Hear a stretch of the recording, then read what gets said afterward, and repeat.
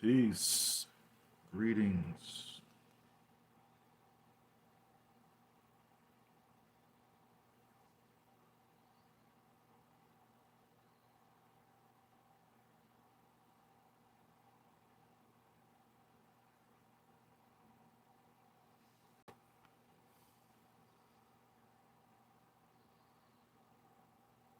So we'll let YouTube reach out, send a notification out to everyone. So while we're waiting on that to occur for YouTube to do its thing, does everyone just chime into the soul to soul conversations? Feel free to just, vibe, um, submit questions. Those questions, more than likely, I'll answer those when I'm getting ready to finish up. So just, have them there. Everyone that's kind of just plugged in, that's aligned. If you see any type of, non-relevant uh, content that's coming into the comment section, feel free to delete it and to eliminate it so we can keep the vibe at a certain level. Okay. So I'll probably wait about another minute or so, and I will, get into this. And so what I'll be getting into will be having a relation, basically talking about relating with individuals that have a dominant air score in a soul profile, individuals that operate strongly in the air dominance inside their persona. So I'm gonna kind of just bring out some basic things there and type in. Hopefully, it could benefit everyone that that listens and takes this stuff in. So we'll just wait.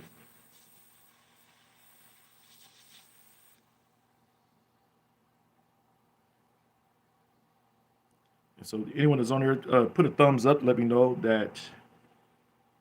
um, that I'm clear. Okay. Hey, peace. So I guess I can be heard. So that's good. So we're looking good there. Okay.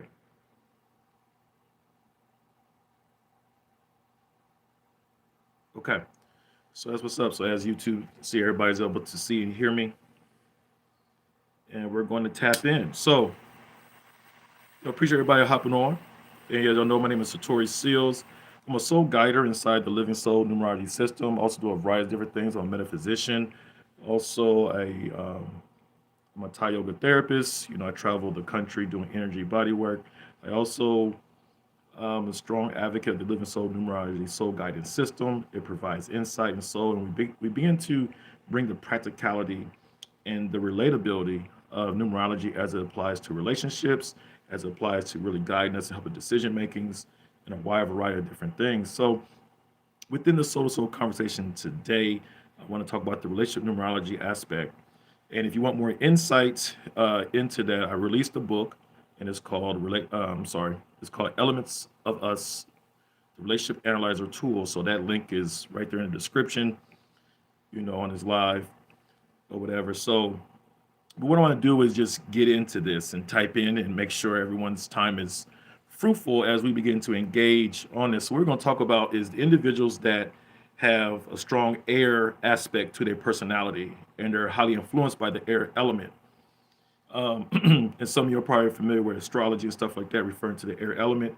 Similar, but it's some differences inside the living soul numerology system. So don't pivot to there because I might say things that might be a little bit different versus what you're oriented to. But primarily inside the living soul numerology system, we have what we call soul archetypes, and these soul archetypes align with numbers 1 through 9. And the numbers 1 through 9 also align with us as an individual, as a soul. And we have 9 different aspects of ourselves. So there's a coincidence there. Inside that, it also leads to our relationship style, our love style, our nemesis, our challenges, our opportunities for growth, our strong points, our purpose, a wide variety of different things. And with those soul archetypes, with those assigned numbers, they are assigned 3 different soul elements. And we have 5 soul elements that we recognize as the earth wood, the water, the metal, the air, and the fire. Okay, and so today I'm going to talk about the air um, dominant individual with the persona. Now, does that mean someone only has air assigned to them inside their soul profile? Absolutely not. They have other elements as well. So what I'm talking about today is the air dominance or the highly that's inside their soul profile that's coming across in their persona, or they find themselves venturing into an air uh, aspect of themselves that comes across maybe strong inside a relationship dynamic. So if you're witnessing this and you're experiencing this, and basically give some basic insight in terms of what they seek, what their psychology is. Okay, so again, what I'm going to talk about is um, having a relationship with the air dominant persona. Okay, and feel free to drop your questions and stuff in there. So again, when we talk about the five soul elements that we have inside the living soul neurology system, the elements are very interesting because first of all, they're reflections. Second of all, they give us insight in terms of the in time expression of how we operate, and it gives us pieces of our personality. And that's important because inside every relationship, there's nothing inside the relationship that's separate from our soul. So we're able to get clues and insights, and we're able to see traits and tendencies based off of the combination as we begin to mingle with each other. And so all that begins to produce certain outcomes inside the relationship in terms of thinking, experiences, the dominant energy, or the relationship intelligence system that may, arrive that individuals need to operate from. So with the aspect of the air represents freedom. So first and foremost, if you are in a relationship with someone that has a strong air persona, a strong air inside their soul element, one of the key languages for them is freedom. There's an aspect where they need space. There's an aspect in them where they need to feel free. Okay. Also, air is also connected to communications, also connected to idea exchange. It's also connected to understanding. So when we talk about when someone has a strong air dominance, they enter into relationships with this type of intelligence. They are very into communicating, problem solving, and gaining an understanding. These individuals are very unique. Well, I mean, they're all unique, but these individuals have a unique knack to not reside inside opinion. They reside inside objectivity. In other words, they can sit in between opinions and not get married to opinion, but be objective enough to see all different points of view inside. And from that, they pull their understanding and it becomes part of their conflict resolution type of style. So if you're with someone with the air dominant persona, this is how they try to resolve conflict. They're not going to jump on sides. They're not going to try to quickly respond to what's before the eye. They want to see the connecting parts. They want to go get in a position of being objective.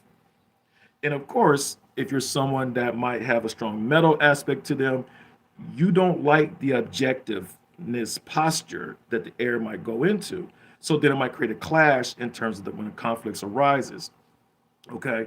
But the air oriented individual, they're going to seek out the objective um, posture inside a conflict in order to see all parts. So that way it's not overly responsive to certain things without having a conclusive view or a holistic view of the situation.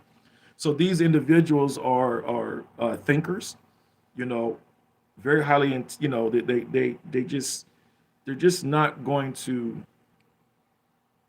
just jump off of a bias, per se. They want to see all the parts being played so that way they can make sound decisions. So that's also a thing with the air element. They're interested in making sound decisions. They're all about building and collaborating and generating ideas. And so another mark of these individuals, they're visionary. These are visionary individuals. So when you're in a relationship, someone with a dominant air element, you have to understand that typically they're going to see beyond what is the current trend or the common thing that everybody's focused on. They're going to see beyond probably a scope of where their person in relationship with, where they're at, because it's just in their makeup. These individuals are, there's a level of intelligence and there's a level of mental stimulation that they desire, need, and gravitate to. So if you find yourself clashing with somebody that has a lot of air element, there's something in there where the air element is not able to gravitate to you mentally. And it shows in misunderstandings. It shows in they might say one thing and then you come from a whole nother angle and that's not what they meant.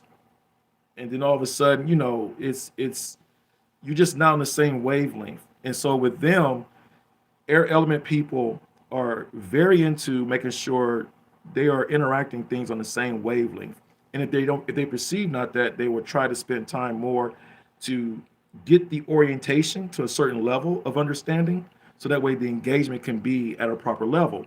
Now, that's the patient piece inside the air element, but it gets impatient when it expects or it perceives that there was already enough ideas or information that came across for orientation to be present.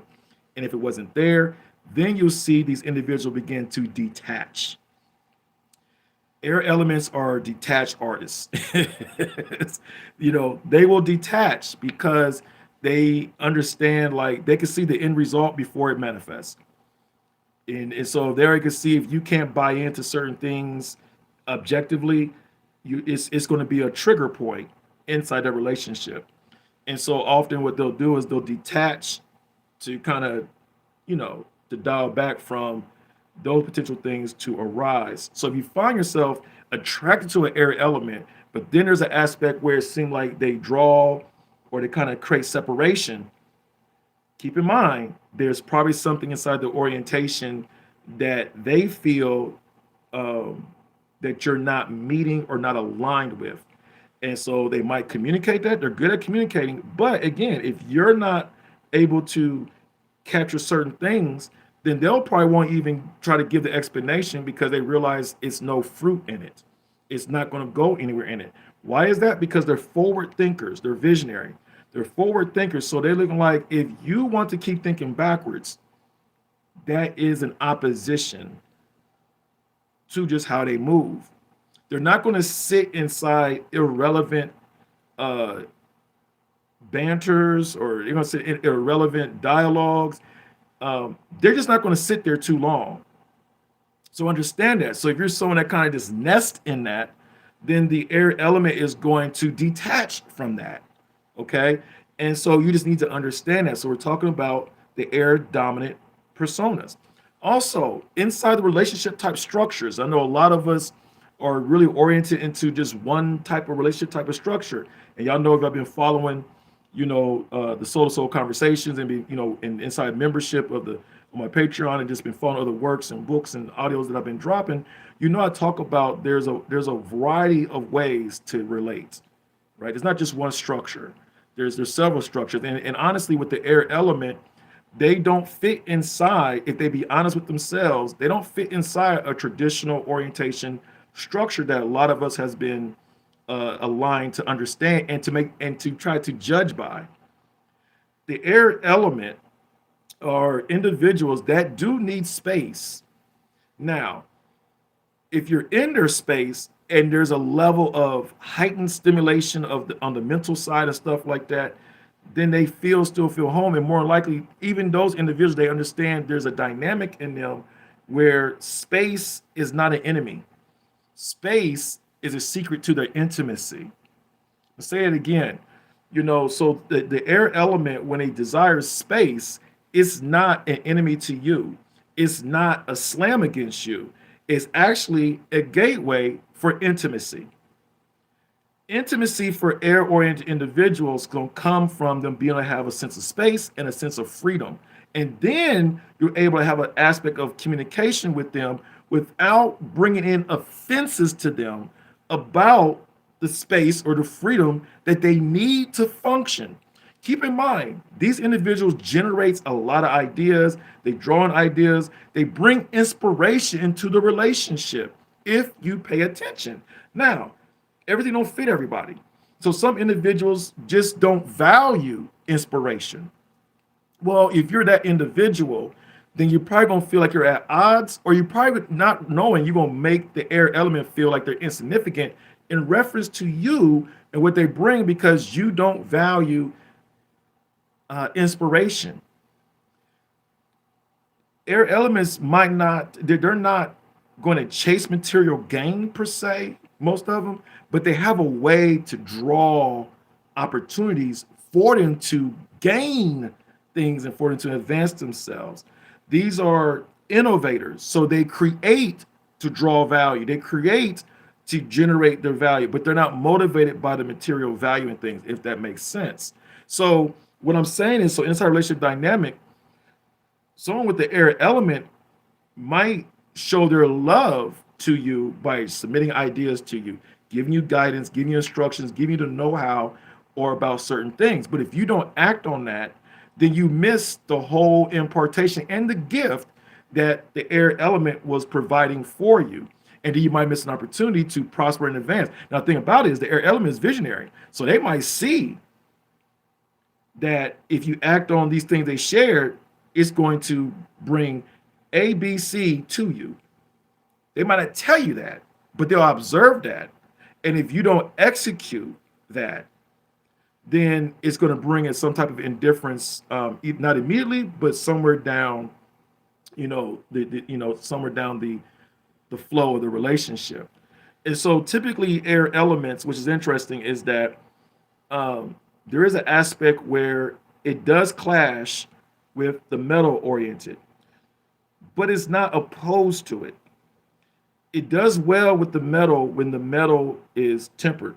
you know, if the metal has an aspect of earthwood connected to it or water, but if it's strongly strictly element or element orientation is leading, it's more likely going to be in opposition with the air because one is going to be suffocating, two it's going to come with too many opinionated things, um, or it might lack the objectivity that the air needs, and so it begins to make it feel cramped. And when it feels cramped, the air element will become very reclusive or become very isolated, and more likely it will shift. And so this is one reason why a lot of people that's solely dominant with air element, if it's not mixed with a good healthy aspect of earthwood or water element, they typically will have short stint relationships.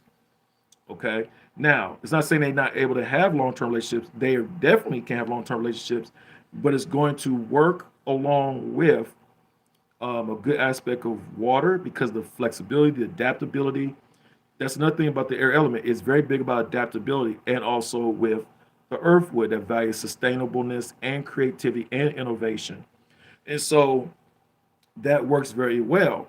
But if it's not able to have that, then the air element will find itself shortly parked inside relationships and will just kind of move. The unique thing about it is they'll still keep a connection, but they won't stay parked. Think about the air, right? It's going to just float. It's going to venture into its floaty nature of what it needs to do to what? To stay above the things that it perceives is not relevant or is not moving forward. Okay. And so this can kind of, just people that's trying to relate. Because the thing about it is there, people with a lot of air element is it draws a lot of attractiveness. It draws attractiveness of people that loves intellect or has, that's sapiosexuals, right? It people that um, of course, obviously with innovation or people that are progressive, people that really value networking and things like that. They see the value, they feel the aura of the air to bring about them because in the day is air also symbolizes being able to what? To advance, right? You need communication to advance. You need innovation to advance. You need problem solving to advance. And so these individuals are typically, if they're not already, there's a periods in their life where they'll be high ticket, high valuable individuals. But uniquely, They don't seek out the material, but they generate opportunities. They are able to acquire um, things of gain, okay, because the key elements to advance economically, financially, socially, and also relationally requires a healthy dose of air element, okay? And so, one thing about when we talk about these elements, all right, the elements give us insight into personal growth, uh, for where we're growing at or lack thereof, or what we need. Okay, so when we talk about if we're shallow in our air elements, then it shows us we need growth in our communicative abilities, or it might be uncultivated. Um, Also, expanding our mind, training our minds. So if if you, because if you find yourself attracted to someone with an air element, a lot of times where you're deficient at, you'll attract to get the what? Sufficient supply of that. And that's completely fine. That's the polarity factor that we talk about inside relationships. And so there's a cultivation or an activation mentally that you might draw from the air element. This is why, a lot of times they're very attractive because they inspire, they activate. They just naturally activate things inside you. But the problem is the individual or individuals that gets this activation sensation from air driven or air dominant personas is that they want to contain it. Remember, the air is about freedom, being able to float. So all of a sudden, you're receiving all this inspiration. You want to keep it to yourself. You want to just hold it and you want to put a lid on it. And that is totally contrary to the nature and the movement and the desires and the tendency of air oriented, air dominant personas. Okay. So you got to have that in mind. So if you are with an individual or you're attracted to or you desire somebody that has this air quality, you got to ask yourself, am I in love with their freedom? Do I respect their freedom? Do I honor their freedom? Do I encourage them to be in a freedom with no consequence, with no potential backlash, with no uh, ulterior motive and all that kind of stuff? Because if you do, more likely the air element, because they're sharp, they're going to discern that. They're going to perceive it, and then they're going to what? Detach. Okay, and so sometimes people that deal with air elements, they can find themselves in this toxic turvy type of situation.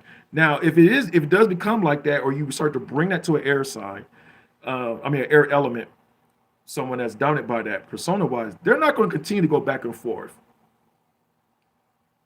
because they'll just emotionally disengage. And so there's a shadow aspect with the air element where it very easily can get emotionally shallow.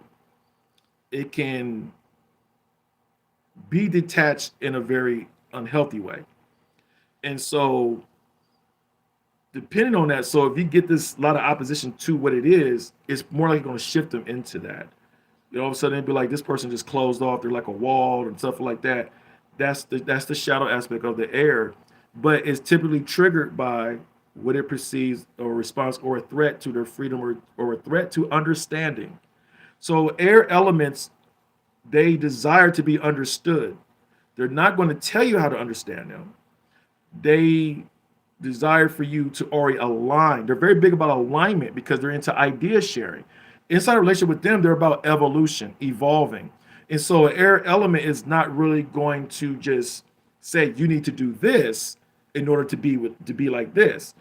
They're going to be patient enough to see if you really sincerely share in the vision, in the ideas, or in the evolutionary process that's required. Okay, and so when that's there, the air is able. It becomes ride or die. It's staying right with you, right? But if it doesn't get that sense, the air will blow in a different direction. Okay, and so that's what it will do. Also, um, the obvious part is very big about communication. So that's like the blood inside a relationship. So someone with the air element, if they feel like they can't really communicate some vulnerabilities or deep insight stuff like that, you're always going to feel a wall And the person with the air elements might not know it. I mean, might not be intentionally doing it, but it's not activated. So there might be a part in the exchange when you come together where you might not be open to shared truths, right? Well, the air element is already going to adjust. Remember, it's adaptable. It's naturally adaptable. So it's not even going to go across his mind. Like, well, I'm going to do this. I'm not going to. If you do this, I don't do that. If you do this, I don't do that. Now, like the people with the metal element, they'll do that. If this thing happen right here, then I'm gonna do this. If this not right here, then I'm gonna do this. The air element don't operate like that. Different psychology. It just naturally adapts to what the demand is. And if like, okay, I can't supply that.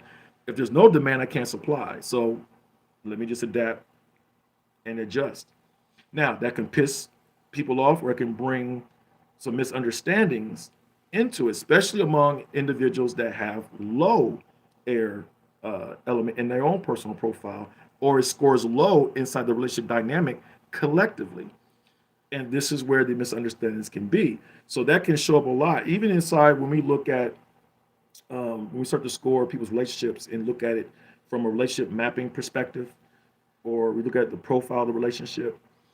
Um, they might have a significant amount of air score, but majority of that score might be residing inside one individual. So even in that scenario, even though it's enough for the relationship, if that person doesn't really holds a container for what they bring in a reverence to it, it still can become an issue in the collective expression because there's still technically a deficiency.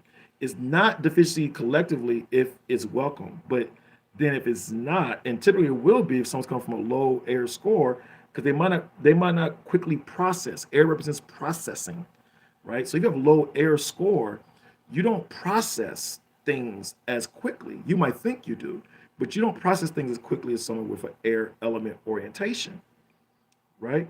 And so, because you're too busy trying to look for concrete things, and the air element doesn't need concrete things to process from point A to point B to point C. It just flows through it.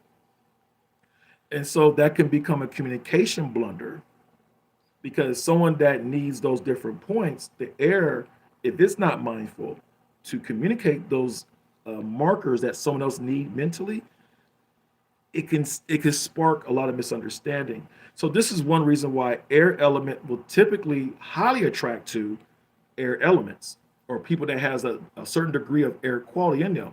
And we can see this a lot of times when we start to look at people's relationship patterns and we begin to pull the data and begin to see, and you'll begin to see that show up. And then a lot of times they talk about their conflicts, they, transparent enough, and we pull the data on that, we start to see where they might have compromised themselves in relation to the air aspect. It's very interesting when you get into these things inside the relationship numerology piece and you start to really assess a variety of different relationships, what it is. And so it's very interesting to see that. And I see that often. Okay. So one thing with the air elements is, or the elements in general, is they give us indicators of major energetic shifts in our lives, energetic shifts, what's going on for the week, energetic shifts, what's going on inside ourselves, energetic shifts in the phases of life that we are in.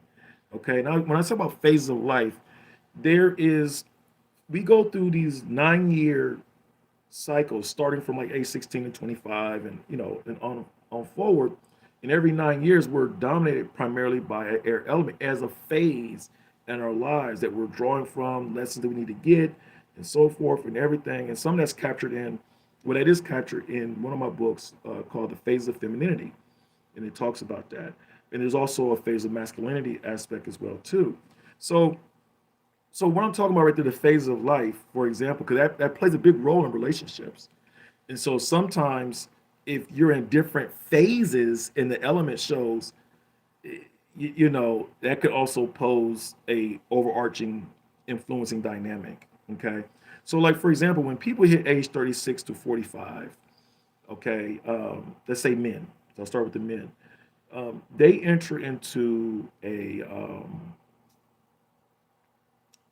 is metal, is very metal oriented during that time. Okay.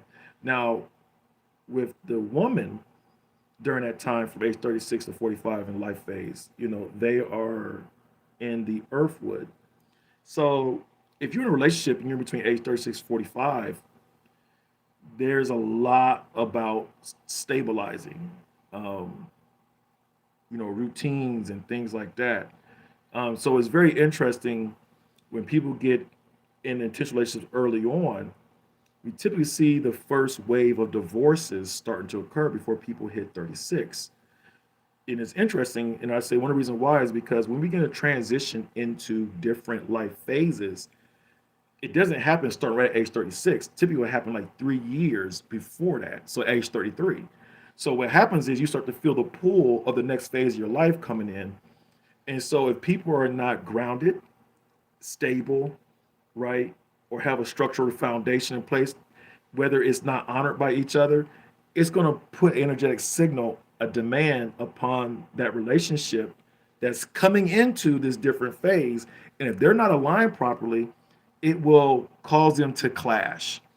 And this is why you begin to see, just I'm talking from a spiritual point of view and energetic point of view, and just from experience observing, throughout the several years, I begin to see this, and it continues to show itself. And because what's happening is people are disbanding before a lot of times they hit 36 because there's pressure upon someone's structure, or the structure that you're in you no longer agree with, you just haven't said it. There's issues with feeling grounded, or you're feeling at home with each other. That's the biggest case. Most of the time you don't feel home with each other no more. And so it's hard to move forward in the same life phase with the same demand being put upon you. There's a lot of pressure that happens inside relationships, um, based off of the core of individuals when men and women hit 36 to age 45. Okay. And so then interesting, then in that phase, when you start to shift out and you go like from 46 to 55 for men, they shift into their air element. Okay. And so is they already got the grounding and certain things in place. Now it's about their legacy. Well, legacy requires heirs because you got to distribute the ideas you're trying to impart into uh, people that's quote unquote connected to the vision and mission. And then the woman um, moves into the metal. Now, naturally, air and metal can find some conflict and clashing, but in relationships, it can help support each other when they understand its intelligence as it plays a relationship. And so, a lot of times, but you do see indifference. You see the clashing almost of going away between women. Are like, I don't want to deal with men no more, or the men's like, man, I'm cool on the women. Well, element wise, because men are really like, I don't see you really carrying the vision, whether it's said or not, is felt inwardly, and so they're less inclined. This is why you don't see a lot of men in large numbers trying to quote unquote, so everybody makes marriage as a mark. You don't see them really highly trying to just at the forefront get married. They're looking more for people that's willing to evolve with them, or to complement what's already built or what's already about to come into being. And then so with women, they're shifting into an aspect of their life where, okay, I got these roots, I got all these things in place, the structure in place. And so, but everything has to fit inside a container. Everything has to be predictable, and they kind of get a little more, if they don't have any flexibility going on, they get too rigid. And so what begins to happen is it's hard for the air and the element to find some kind of compatibility.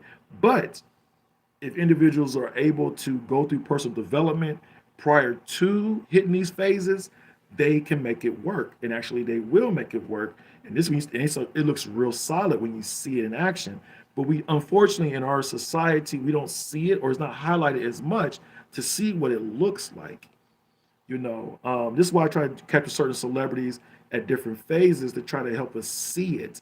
One I can think about right now, and I will go back and cover it, is Holly Berry with Van Hunt. I know they've been together for a while, and they announced engagement, whatever, so they're gonna get married. But they've already been operating together, and that's a great example of individuals that is walking in the air phase of their life, in the metal phase, and also are able to make it work, and they show a strong harmony and a strong um, resonance with each other. So you can look at the vibe there and kind of get a picture of what it looks like. But that's not easy to walk in. It requires a lot of cultivation and things like that. So uniquely, the woman's element gives a surety for the air to evolve, for the air to continue to expand and draw.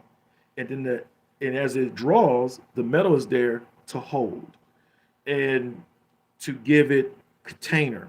So it's designed to work together, but there's innately there's nuances in there that will more likely spark more into the clash before someone can find out where the harmonization or resonance is at. Okay, so this is just some things to know about the air elements. Okay, and so the air element are flexible. Okay, they're ejective and they have high social intelligence. So they're able, like I said a little bit before, they're able to cue in on subtleties inside the relationship dynamics that everybody might not be paying attention to. And a lot of times their decision making comes from that space. And so the air element, um, you know, the air element really flourishes when it feels like it has permission to be free, where it feels like it's able to stay clear. Clarity is very big for the air element. If it's in a relationship scenario where things start to get convoluted or it shows a propensity where someone can bring convolution there, again, they detach. They go into recluse. They don't want to have to over explain themselves, but yet they don't mind explaining when they feel is necessary and that it will connect.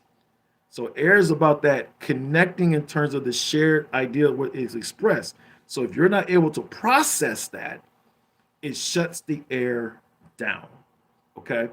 And so that's some things right there. So if you want more insight into this, I'm actually have a audio drop that will be dropping with more analytics with it, more insight and more guidance to relate with the air element. So it'll be dropped in the air element. So you can don't make it in this comment, but after the live goes up, you can come back to it and put in the comments if you're interested. Um, you can, some of you that's on Facebook, you can inbox me or DM me on IG, Satori Seals, Facebook, Satori Seals. Okay. And, or you can check me out on Patreon and let me know. But that'll be available on Tuesday. I'm gonna bring out an audio drop that'll be available, so you can kind of just really listen to this and tap into what it's like to hold a relationship with an air dominant persona, individuals that has that inside their soul profile and inside themselves. Okay, if you want more insight, in the description, I'll provide a link for the new book, Elements of Us, the Relationship Analyzer Tool. So it'll give you more insight about the air element and also help you begin to, score your own relationship based off of using some basics from the Living Soul Numerology Soul Guidance System to help you to see what your push-pull dynamics, see what your relationship system of intelligence is, see what your conflicts are and stuff like that, and how to go about if it's lacking this, what element you need to pull in and so forth. So it's really good. A lot of people is digging the book. If you have bought the book, please go back and give a brother a review so other people really can see what it's really having to offer. So we're definitely moving forward in this. Be on the lookout. We're not on the lookout. It's actually available right now. Enrollment is open. We're doing the relationship mapping, okay? And it's only limited to 12 people, but it'll be ongoing, several times throughout the year. So you can tap in and take advantage of the early register individual, and we're going to show how to break down the relationships, how to map it by using the relationship thing. So, ladies, you get a relationship like, oh, now you can understand the possible pitfalls, strong points, low points. Fellas, you can kind of see what's in the mix and how to communicate, how to navigate certain scenarios and spaces. It gives you a lot of insight without it being overly technical or anything like that, but it's really more intuitive. But we're definitely going to be doing that. That event is posted, on Facebook, If you're on my email network list, will be the email blast will be going out as well. And definitely go to Patreon. Patreon Living Soul. You go right there. We encourage you to become a member. The membership is $7 a month. You stay plugged in. You're able to kind of see what the whole flow is. You also have features of tapping into the podcast, the Living Soul Discovery podcast they have on there. So if you want to hear some more, y'all can kind of go over there. Some podcasts is available for the public. So, hop on over there, get some more information about the relationship numerology piece. I've been getting a lot of questions about it, and I'm bringing more stuff out. And actually later on this evening at 8:15, when I come back, I have a couple that submitted me their their numbers, soul numbers. So I'm going to do some relationship mapping live at 8:15. So um, you probably should see that in the news feed here on YouTube. Just lock in with the notification on that. And so I'll be coming back on later on today to go over that and bring out some basic things, the relationship hierarchy, what type of energy hierarchy they operate from, and what's their push-pull dynamics, and all the different kind of stuff that kind of goes along with being able to get insight about relationships. Okay, so appreciate everybody chiming in. Share this so that way YouTube understands that there's a tribe of people that really enjoys this type of content. So appreciate everybody chiming into the soul to soul conversation. And again, my love, we'll be tapped back down later on today. All right, so that's what's up.